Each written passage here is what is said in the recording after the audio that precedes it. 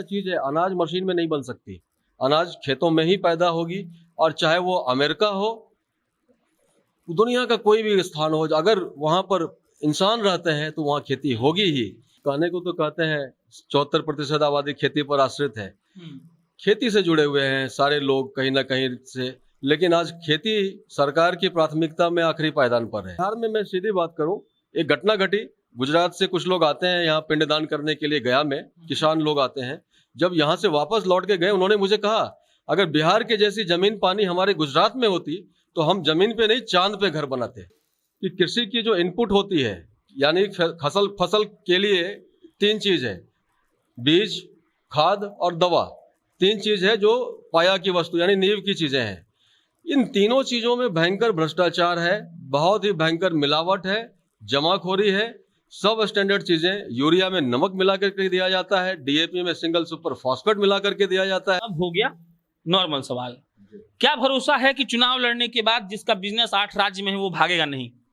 वो भरोसा मैं इसलिए दे सकता हूं क्योंकि मैं बिहार मेरी जन्मभूमि है, और इतने जगह पे काम करने के बाद मेरे मन में हमेशा ये सवाल रहा, मेरी मिट्टी का मेरे ऊपर कर्ज है, तो मैं इसको एक अवसर मानता हूं, उस कर्ज को मैं उतारूं। ऐसा नहीं कर सकते हैं कि 5 साल ये करके दिखा दीजिए, तब चुनाव लड़िए? नहीं, वो भी दिखाएंगे हम, और वो घुमाई मत हमको। हाँ। फिर रिपीट कर रहे हैं, ऐसा करिए कि 5 साल यह काम करिए, लोग देख लेगा कि बढ़िया काम कर रही है आदमी, फिर चुनाव लड़िए। वो भी करेंगे, लेकिन हम क्या बोल रहे हैं, नहीं, हम चुनाव लड़ना मेरे लिए कोई ऐसा अवसर मैं नहीं मानता हूँ। आज वोटर की कीमत 500 रुपए है। मैं आपके चैनल से जिम्मेवारी से कर रहा हूँ, आज एक वोटर की कीमत 500 रुपए है 5 साल के लिए। मैं भी एक बात कहूँ जी, बिजनेसमैन है, आप दे दीजिए। आप नहीं दूंगा और बन जाइए विधायक। जी नहीं सर, मैंने उनको बोला कि आप एक 500 रुपए में अपना वोट बेचते हैं, मैं आपको वो रास्ता पे लेके जाना चाहता हूँ, हर महीने आपके घर में 5000 रुपए आए। नीतीश जी, आप सुनिएगा, आपने जो किया है बिहार का सत्यानाश। MBA किया हुआ लड़का हाथ जोड़ करके, रो करके, पैर पकड़ के बोलता है कि सर हमको नौकरी दीजिए, हमको भले आप 7,000 दीजिए, हम 20,000 के वाउचर पर साइन करेंगे, सर हमको नौकरी दीजिए।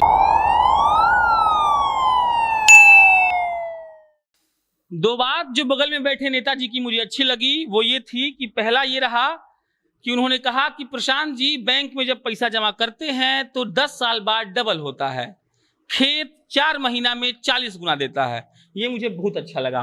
दूसरा, इन्होंने कहा कि जदयू बनाया गया था राजद के विपक्ष में, लेकिन अगर आंकड़ा निकाला जाए तो 50% से ज्यादा नेता आज जदयू में राजद के हैं। ये बात हमको खूब बढ़िया लगा। अब इनका परिचय, नाम इनका है सत्यमूर्ति झा। मैं इनको एक किसान की तरह रिप्रेजेंट कर रहा हूं। बाकी ये मुस्कुरा कर भी कह देंगे थोड़ी देर बाद कि हम तो सुपौल से चुनाव लड़ने वाले हैं। सुपौल में कहां से? छातापुर से। पार्टी का कोई जिक्र मैं नहीं करना चाहता हूं, इनको करना होगा तो कर देंगे। बताइए सर, पहले परिचय दे दीजिए। जी, मेरा नाम कुमार सत्यमूर्ति झा है। हाँ? मैं सुपौल जिले के मोतीपुर का रहने वाला हूँ। अच्छा। और एक कृषि विशेषज्ञ और कृषि उद्योगपति भी आप बोल सकते हैं। मैं पिछले 25 वर्षों से काम कर रहा हूँ इस क्षेत्र में। गुजरात मेरा बेस है और भारत के 8 राज्यों में मैं काम कर रहा हूँ। लोग कहते हैं बिहार में कि चुनाव के वक्त हेलीकॉप्टर से उड़ के आता है, सब जीतता है फिर भी हेलीकॉप्टर से वापस जाता है, हारता है फिर भी जाता है। जी, मेरे साथ कुछ दूसरी स्थिति है। मैं बिहार से जुड़ा हूँ और चूंकि मेरी जो पारिवारिक पृष्ठभूमि है वो बहुत ही सामाजिक है। मेरे पिताजी स्वर्गीय शिवानंद भाई, वो बहुत अग्रणी नेता थे, युवा नेता थे, बिहार सर्वोदय मंडल के काफी सक्रिय रहे, 10 वर्षों तक अध्यक्ष रहे और गांधी विनोबा जयप्रकाश के सिद्धांतों पर विकास की ग्रामीण स्तर तक उन्होंने एक पूरी श्रृंखला स्थापित की। और हम सबको, मुझे ऐसा लगता है, अगर वो बिहार से बाहर अगर कहीं पैदा हुए होते तो उनको भारत रत्न मिल जाता, जितना उन्होंने ग्रामीण स्तर पर काम किया है, जिनको कोई नहीं देखने वाला है। ऐसे ऐसे जगह पर जाकर के उन्होंने काम किया और मेन मकसद था स्वरोजगार, आत्मनिर्भर बनाने की बात थी। खादी ग्रामोद्योग कमीशन के साथ जुड़ करके और भी कई सारे, वर्ल्ड बैंक, यूनिसेफ, महिला सशक्तिकरण, सामाजिक न्याय, जब तक वो जीवित रहे तो उनके पास रोज आसपास के गांव से हजारों लोग आते थे अपनी समस्याओं को लेकर के, जिनको वो कहते थे आप थाना में मत जाओ, पुलिस में मत जाओ, आप दोनों को लड़वा के वो पैसे लेंगे, वकील खादी खाकी से दूर रहो, आप अपने फैसले स्वयं करो। तो पूरा जीवन उन्होंने इस प्रकार से सेवा की है। मैं उनका पुत्र हूँ, मुझे इस बात का गौरव है।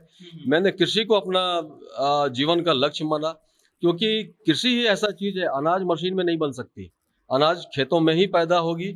और चाहे वो अमेरिका हो, दुनिया का कोई भी स्थान हो, अगर वहां पर इंसान रहते हैं तो वहां खेती होगी ही।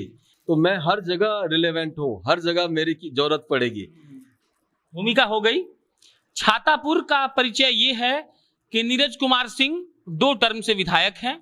2010 तक ये सीट एससी के लिए रिजर्व था, 2010 के बाद खोला गया। पहली बार नीरज कुमार सिंह जदयू से विधायक थे, अभी भाजपा से विधायक हैं, और अब ये साहब भी हाथ आजमाना चाहते हैं। काहे चुनाव में आना चाहते हैं जी? मेरा एकमात्र लक्ष्य है, क्योंकि देखिए हमारी जो आबादी है, हम कहने को तो कहते हैं 74% आबादी खेती पर आश्रित है, खेती से जुड़े हुए हैं सारे लोग कहीं ना कहीं से। लेकिन आज खेती सरकार की प्राथमिकता में आखिरी पायदान पर है। सिर्फ कहने के लिए हम बातें करते हैं, लेकिन खेती के ऊपर कोई भी कंसंट्रेशन किसी ना पॉलिसी मेकर्स का है, ना गवर्नमेंट का है, ना इम्प्लीमेंटिंग एजेंसी का है। खेती को सबने जर्सी गाय बना के रखा है। किस प्रकार से किसानों का शोषण हो, हर स्तर पर हर लोग कर रहे हैं। आप देखिए, हम बातें के लिए तो हम कहते हैं भाई विजन 2020 2022 में हम डबल कर देंगे आमदनी, लेकिन डबल कैसे होगा? इसका कोई रोड मैप मुझे कहीं नहीं दिखाया जा रहा। आप विशेषज्ञ हैं, कैसे होगा बताइए? क्योंकि मैंने इस क्षेत्र में 25 साल से जमीनी स्तर पर काम किया है, और ऐसे ऐसे जगह काम किया है जहां पर खेती करना लोग मानते थे। किसी से दुश्मनी निकालनी है तो उनको खेती की सलाह दो। यानी कच्छ गुजरात के रेगिस्तान में हमने खेती की शुरुआत कराई, और लोगों को सहयोग करके, मदद करके आज वहां पर खेती को एक प्रॉफिटेबल एक बिजनेस के रूप में लेकर के आया मैं। जी, कैसे डबल होगा, वही पूछना आपसे हम। सीधी सी बात। बिहार में? जी गुजरात में नहीं? जी, बिहार में मैं सीधी बात करूं, एक घटना घटी। गुजरात से कुछ लोग आते हैं यहाँ पिंडदान करने के लिए, गया में किसान लोग आते हैं। जब यहाँ से वापस लौट के गए, उन्होंने मुझे कहा अगर बिहार के जैसी जमीन पानी हमारे गुजरात में होती तो हम जमीन पे नहीं चांद पे घर बनाते। बिहार में आपके यहाँ मक्खन की जैसी जमीन है और गंगा का पानी बिस्लेरी जैसा पानी है, फिर भी किसान आपका दुखी है। गुजरात में तो सीमेंट जैसी जमीन है, 60 हॉर्स पावर की ट्रैक्टर नहीं जोत पाती है। खारा पानी है जिसकी टीडीएस 2500 3000 4000 टीडीएस है, यानी नमक है पानी में, और उसके बाद वो खेती में इतने आगे हैं। तो ऐसा मेरा मानना है कि हम बिहारी लोग अपने कंफर्ट जोन से बाहर नहीं निकलना चाहते। हम या तो सरकार के ऊपर आरोप मढ़ते हैं या भगवान के ऊपर ज्यादा ही कुछ भरोसा रखते हैं। अपने पुरुषार्थ पर हम भरोसा नहीं करते, इसीलिए हम दुखी हो रहे हैं। हमें अपना भविष्य खुद बदलना पड़ेगा, और ये मैं हिम्मत से कह सकता हूँ। हम ये बात कर रहे थे डिस्ट्रिक्ट एग्रीकल्चर ऑफिसर की, जो ऑफ कैमरा आपने कहा, मैं उससे प्रभावित हुआ। आपने ये भी कहा कि कैसे bad seeds, bad potash, bad urea देकर फार्मर्स को ठगा जाता है, और वो किसान ये सोचकर डालते हैं कि खूब बढ़िया फसल होगा, नहीं होता है। एक बार ऑन कैमरा बताइए क्या कह रहे थे आप? बिल्कुल, मैं ये चीज बोलना चाहता हूँ कि कृषि की जो इनपुट होती है, यानी फसल के लिए 3 चीज है, बीज, खाद और दवा। 3 चीज है जो पाया की वस्तु यानी नींव की चीजें हैं। इन तीनों चीजों में भयंकर भ्रष्टाचार है, बहुत ही भयंकर मिलावट है, जमाखोरी है, सब स्टैंडर्ड चीजें। यूरिया में नमक मिला करके दिया जाता है, डीएपी में सिंगल सुपर फॉस्फेट मिला करके दिया जाता है, और उसको जिनके ऊपर जिम्मेवारी है इस चीज को रोकने की, वो सब लोग मिले हुए हैं इस पूरे षड्यंत्र में। और किसान ही एक ऐसा भोला समाज है जिसको हर कोई लूटता है। तो मैं तो चाहता हूं कि ये पूरी ट्रांसपेरेंट व्यवस्था बने, इनकी गुणवत्ता नियंत्रण की चेकिंग हो, कोई थर्ड पार्टी एजेंसी आकर के चेक करे, इनके ऊपर भी एक विजिलेंस की टीम हो जो औचक निरीक्षण करके इस भ्रष्टाचार को रोके। अब हो गया नॉर्मल सवाल, क्या भरोसा है कि चुनाव लड़ने के बाद जिसका बिजनेस 8 राज्य में है वो भागेगा नहीं? वो भरोसा मैं इसलिए दे सकता हूं क्योंकि मैं बिहार मेरी जन्मभूमि है, और इतने जगह पे काम करने के बाद मेरे मन में हमेशा ये सवाल रहा, मेरी मिट्टी का मेरे ऊपर कर्ज है, तो मैं इसको एक अवसर मानता हूं, उस कर्ज को मैं उतारूं। अपने लिए मैं जी चुका हूं, अब मैं बिहार वालों के लिए जीना चाहता हूं। ये मेरा संकल्प है, और मेरा संकल्प मेरे जीवन में आज तक जो भी मैंने लिया है वो अटल हुआ है। कभी मैं शॉर्ट टर्म के लिए नहीं सोचता हूं, ये मेरे लॉन्ग टर्म के लिए, लाइफ टाइम के लिए मेरा ये मैं भरोसा दिला सकता हूं। क्या बदल देंगे आप छातापुर विधानसभा में? मैं जितने किसान हैं, पहली शुरुआत मेरी होगी कि हर गांव में एक एफपीओ खड़ा करूंगा। एफपीओ यानी फार्मर प्रोड्यूसर ऑर्गेनाइजेशन। एक एफपीओ में सरकार की तरफ से 10 लाख रुपए का एक फंड मिलता है। तो अगर मान लीजिए वहां पे 50 गांव में भी हम बना सके तो एक अच्छा फंड एक ग्रामीण लेवल पर तैयार हो जाएगा। और मैं उनके खेती को मैं बाजार के साथ जोड़ूंगा। मार्केट में जिसकी डिमांड हो वो फसल मैं पैदा करवाऊंगा। कॉन्ट्रैक्ट फार्मिंग के सिस्टम से किसानों को दवा, खाद, बीज मैं यहाँ से नहीं, जो जहाँ से पूरी भरोसा होगी वहां से ला करके मैं दूंगा। मैं यही बात सब नेता बोलता है ना कि बढ़िया बीज देंगे, बढ़िया खाद देंगे, आप भी वही बोल रहे हैं। नहीं, हमारे में फर्क है क्योंकि हम कर रहे हैं ऑलरेडी। हम बोल नहीं रहे, हम कर रहे हैं ऑलरेडी। अच्छा। तो हमारे लिए फर्क है। जो चीज हम कर रहे हैं उस चीज को मुझे करने में कोई समस्या नहीं है। और ऐसे कठिन स्थिति में मैंने किया है, तो बिहार में तो मेरा मानना है कि 1000% और बेटर कर पाऊंगा मैं। फार्मिंग के अलावा फार्मिंग इसके अलावा मेरा कोई काम नहीं है, कोई व्यवसाय नहीं है। मेरा A to Z। नहीं, फार्मिंग के अलावा छातापुर विधानसभा में क्या करेंगे? अब जो समस्याएं हैं, देखिए, पलायन सबसे बड़ा जो बेरोजगारी की समस्या है, पलायन की समस्या है। कोई घर ऐसा नहीं है जहां पर नौजवान बाहर नहीं गया हो। हर घर में सिर्फ बच्चे, औरतें और वृद्ध पड़े हुए हैं। कोई उनको डॉक्टर के पास लेके जाने वाला ही नहीं है। और बिहार और कोरोना काल में जो बिहारी होना एक गाली के समान हो गया पूरे देश में। जितनी नाक बिहार की अभी कटी है, मेरे जीवन में मैंने कभी नहीं देखा था। तो ये मेरे लिए भी ग्लानि का अवसर है। मैं चाहूंगा लोगों को बेरोजगारों को यहाँ पर स्थानीय रूप से मैं रोजगार की अवसर पैदा करूं, और वो संभव है खेती के द्वारा ही। यह मैं क्लियर करना चाहता हूं। और किसी क्षेत्र में वो संभावना नहीं है जो लोगों को रोजगार के अवसर पैदा कर सके। कोई ना कोई उद्योग हो, उसका रॉ मटेरियल बेस है वो खेती ही है। हमें ये धान और गेहूं के चक्कर से निकल करके जिस चीज की जरूरत है, जैसे मान लीजिए दलहन फसल है, तेल वाली फसल है, बहुत सारी बागायत की फसल है, अनार की खेती है। अनार यहाँ 150-200 रुपए किलो बिकता है। अनार की खेती आप कर सकते हैं बिहार में, बहुत अच्छी होगी। और अनार की खेती में 1 एकड़ में 3 से 4 लाख रुपए मिलता है। धान गेहूं में कितना मिलता है जी? तो ऐसा नहीं कर सकते हैं कि 5 साल ये करके दिखा दीजिए, अरे तब चुनाव लड़िए? नहीं, वो भी दिखाएंगे हम। और वो घुमाइए मत हमको। हाँ। फिर रिपीट कर रहे हैं। ऐसा करिए कि 5 साल यह काम करिए, लोग देख लेगा कि बढ़िया काम कर रही है आदमी, फिर चुनाव लड़िए। वो भी करेंगे, लेकिन हम क्या बोल रहे हैं, नहीं लड़ेंगे नहीं चुनाव। नहीं, हम चुनाव लड़ना मेरे लिए कोई ऐसा अवसर मैं नहीं मानता हूँ। ये एक संजोग हो सकता है, लेकिन आप अपने बात को एक योग्य प्लेटफॉर्म पर आप रखेंगे तो आपकी बात को सुनी जाएगी, मानी जाएगी। और ये एक अवसर है। चुनाव का परिणाम जो भी हो, मेरे विजन पे उसका कोई असर नहीं पड़ेगा। ये मैं आज जनता जंक्शन के माध्यम से बिहार को बताना चाहता हूँ। इनकी अच्छी बात एक लग रही है, मुझे अजीब सी लग रही है। इस पूर्वाग्रह से मैं ग्रसित हूँ कि एक किसान कुर्ता में बैठता है फटा हुआ, ये स्मार्ट वॉच पहने हैं, बता रहे हैं कि पोटास खराब होता है, यूरिया में मिला देता है सब। तो ये मतलब पर्सनली सत्यमूर्ति जी मुझे बहुत बढ़िया लग रहा है। अगले पे आ जाइए। नीरज राज सिंह, क्यों उनको छोड़ के आपको चुना जाएगा? क्योंकि वो जनता से दूर है। जनप्रतिनिधि को जनता के सुख दुख में शामिल होना बहुत जरूरी होता है।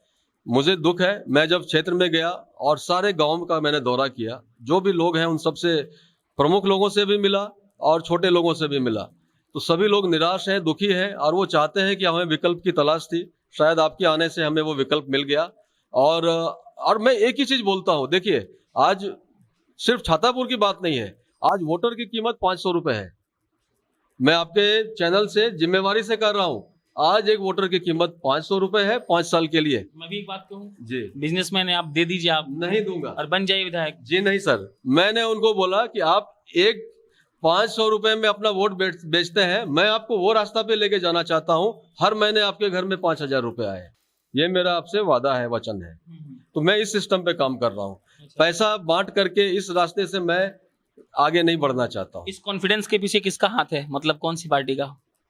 नहीं, अभी तक कोई पार्टी नहीं है। देख सकते हैं मेरे जो भी बैच हैं सब भारत के लगे हुए हैं। मैं हिंदुस्तानी हूँ और बिहारी हूँ, और मुझे इसका गौरव है, और बिहार की इज्जत को मैं आगे बढ़ाना चाहता हूँ। लड़ जाएंगे निर्दलीय अगर मिला तो? अगर ईश्वर की इच्छा होगी तो शायद हो सकता है, लेकिन अभी थोड़ी जल्दबाजी होगी। मुझे किसी दल का नाम, बातचीत चल रही है इसलिए आप क्लोज आउट नहीं करेंगे। नहीं, शर्माइए मत। बता, नेताजी लोग तो, गुप्तेश्वर पांडे जब रिटायर हुए तो जिस दिन रिटायर हुए उस दिन बोले कि देखिए लोग कहेगा तो हम शामिल होंगे। अगले दिन बोले कि हाँ हो सकता है कि हम राजनीति में आए। परसों शामिल हो, कल शामिल हो गए। देखिए, मेरे मिथिला क्षेत्र की मैं बात करूं, हमारे मिथिला क्षेत्र की आज के समय तक जो सबसे बड़े नेता हुए ललित नारायण मिश्रा जी, भूतपूर्व रेल मंत्री जी, उनके बाद जो स्थान रिक्त हुआ है आज तक नहीं भरा गया है। इस चीज को सभी मिथिला वासी स्वीकार करते हैं। ये आप ये बोल के हमको क्या कहना चाहते हैं? हम ये कहना चाहते हैं कि मिथिला के लिए ईमानदारी से काम करने की जरूरत है। जो आप ऐसा काम करें कि लोग आपको याद करें। वर्षों तक। अपने लिए तो सब कोई जीता है, अगर अपने लिए जीना है तो हमको यहाँ आने की जरूरत ही नहीं है। अपने लिए तो हम जी ही रहे थे, एक कंफर्टेबल लाइफ हम जी रहे थे। उन सबको त्याग करके हमने ये कठिन संघर्ष का रास्ता चुना है। तो इसके पीछे मेरा एक विजन यही है कि मैं अपने लोगों के लिए कुछ करके दिखाऊं उनको, क्योंकि मैं भी जीरो से निकला हूं। मैं बिहार से निकला था, मैं क्या लेके निकला था? अच्छा। मेरे पॉकेट में 500 रुपए थे, मैं ऑन कैमरा बोल रहा हूँ। 500 रुपए लेकर के मैं बिहार छोड़ा था मैंने। हमारे दर्शक खोज लेंगे ये सब बात। बिल्कुल ट्रू है। मैं उनको सारे लिंक और सारी हिस्ट्री बताऊंगा। हाँ जी, खोजिए। बिल्कुल, आपका स्वागत है। 1996 में 500 रुपए लेकर के मेरे पिताजी ने मुझे बिहार से, आप बोल सकते हैं, घर से निकाला था। कुछ बन के आना वापस, वरना नहीं आना। ये मेरे जीवन की शुरुआत यहाँ से हुई। जब तक आपको पानी में नहीं छोड़ा जाएगा तब तक आप तैरेंगे नहीं, कंफर्ट जोन से आप बाहर नहीं निकलेंगे। तो मेरे साथ जो जीवन है, जो मेरा संघर्ष है, वो मैं कभी आपको बताऊंगा तो शायद आपको लगेगा कि दूसरा आदमी तो शायद सुसाइड भी कर लेता। बहुत कठिन था, आसान नहीं है। किसी भी क्षेत्र में जो आज कंपटीशन है, आज बिहार की बात मैं करूं, मैंने बिहार में एक इंटरव्यू कंडक्ट किया था। मुझे तो आंसू आ गया। मैं ऑन कैमरा बोलना चाहता हूं, नीतीश जी आप सुनिएगा। आपने जो किया है बिहार का सत्यानाश, MBA किया हुआ लड़का हाथ जोड़ करके, रो करके, पैर पकड़ के बोलता है कि सर हमको नौकरी दीजिए, हमको भले आप 7,000 दीजिए, हम 20,000 के वाउचर पर साइन करेंगे, सर हमको नौकरी दीजिए। हम घर में मुंह दिखाने के लायक नहीं है, अपने समाज में मुंह दिखाने के लायक नहीं है। ये युवा वर्ग की हालत हुई है आज बिहार में। कहाँ जाए वो, किसके पास जाए? आखिर जनता सरकार चुनती किस दिन के लिए है? अभी आप देखिए, अभी 3 विधेयक आया है, कृषि विधेयक आया है। आप उसको अध्ययन कीजिए, आपको समझ में आएगा कि आखिर ये है क्या, क्या इससे भविष्य आप कहाँ ले जाना चाहते हैं। BSNL को तो आपने खत्म कर दिया जियो के चक्कर में। अभी एक जो मंडी बची है, जो भी 5-6% आपका मंडी के थ्रू किसान को एक सहयोग मिलता है, वो भी समाप्त कर दीजिएगा। तो एक किसान ही आज बचा है। GDP आपका -23 पे जा रहा है। एग्रीकल्चर ही है जो आपको जिंदा रखा है, उसको भी मार दीजिए। तो क्या है? तो फिर कहाँ जाएंगे? फिर किसके लिए लोग चुनेंगे जनप्रतिनिधि को? किससे आप उम्मीद रखेंगे? कोई फिर नहीं। फिर तो बातें हैं, बातें करके आप वोट ले लीजिए। फिर तो एक बार आपको सारा तिकड़म भिड़ाना है, 5 साल फिर तो आपको वही करना है। जनता से आपको मतलब कहाँ है? जनता से तो वोट के समय ही आपको मतलब है।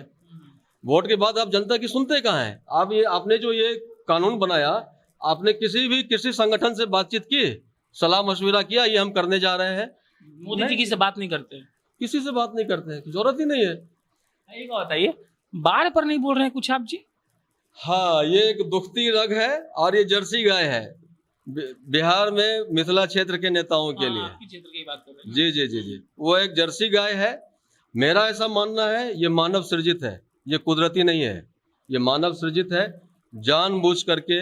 क्योंकि इसके नाम पर करोड़ों रुपया का बजट फंड होता है और सारा बंदरबाट हर साल और हर साल वही गरीब लोग हर साल मारा जाता है, हर साल। और वो भगवान के ऊपर दोष मढ़ना आसान है, अपनी जिम्मेवारी से लोग भाग जाते हैं।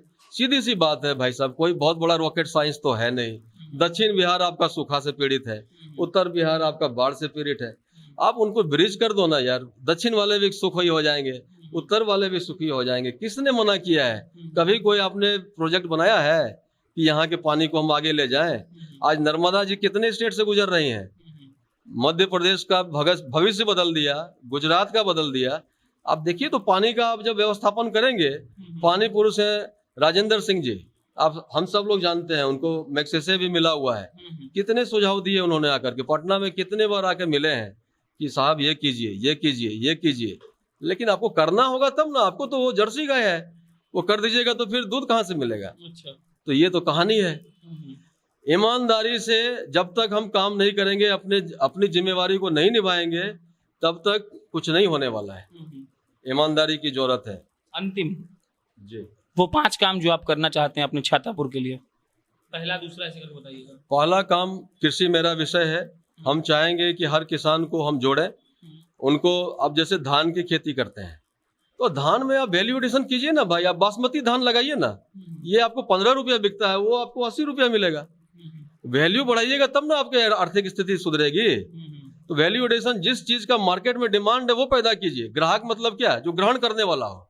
अब ग्रहण करने वाला मांग रहा है आम, आप दे रहे हैं इमली, तो काहे लेगा? तो आप चाचा बन के बेचिए, भतीजा बन के मत बेचिए। अभी हो रहा है कि किसान भतीजा बन के बेच रहा है, हाथ जोड़ता है कि अब बाबू हमारा माल कोई ले ला। ये स्थिति है। आपको चाचा बनना पड़ेगा, कोई दूसरा नहीं बना के देगा, न सरकार न भगवान, आपको अपने बनना पड़ेगा। तो आप जी दूसरा चीज है शिक्षा व्यवस्था दम तोड़ रही है। सबसे ज्यादा बजट का इस्तेमाल हो रहा है। शिक्षा को मैं चाहूंगा उसमें परिवर्तन करके बच्चों को योग शिक्षक के द्वारा मिला जाए। स्वास्थ्य व्यवस्था बिल्कुल चरमरा। शिक्षा पे रुक जाइए, कमेंट करने वाला कमेंट करेगा कि कोई भी आता है बोलता है कि शिक्षा को परिवर्तित कर देंगे। कैसे करेंगे? सरकारी विद्यालय में मास्टर तो आप भर्ती नहीं करिएगा, क्या करिएगा जो परिवर्तित हो जाएगा? वो समझा दीजिए। देखिए बात आपकी बिल्कुल सही है, लेकिन अभी देखिए शिक्षा की शुरुआत शिक्षक से होती है। तो शिक्षक अगर योग्य शिक्षक नहीं होंगे तो वो फिर आगे कैसे पढ़ाएंगे? तो आपको शिक्षक की योग्यता की कसौटी करनी पड़ेगी। उसे तो 20 साल से धरना पर है, सैलरी नहीं मिलता है, तो उसके ऊपर कुछ ना कुछ वैकल्पिक सोचना पड़ेगा, क्योंकि वो प्रारंभिक चीज है, नींव की बातें हैं।